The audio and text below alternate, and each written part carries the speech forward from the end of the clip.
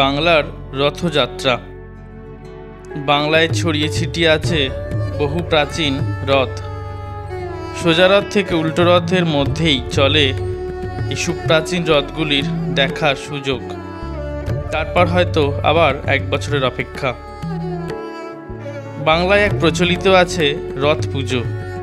আসলে এই রথে দেবতা যে দুবার অধিষ্ঠান করেন, তাছাড়াও এই হপ্তা জুড়ে চলবে রথের পুজোর রমরমা। তো আমরা দেখতে পাই এরকম বহু গ্রামগঞ্জে রথের পুজোর আচার নিয়ম এইসব কিছু। তো এবারে আমি পৌঁছে গিয়েছিলাম জগৎবল্লভপুরের একটি রথ দেখতে, বহু প্রাচীন একটি রথ দেখতে। তো জগৎবল্লভপুর, হাওড়া জগৎবল্লভপুরে তো একটি রথ হয় যেটি হচ্ছে দামোদরের রথ নামে পরিচিত। তো এই দামোদরের রথ দেখার একটা বিরাট সুযোগ ছিল আমার এবছর।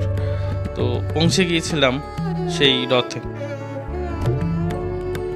শ্রী দামোদরের সাথে অধিষ্ঠান করেন রথে শ্রীধর, মদনমোহন এবং রাধাকান্তজিউ।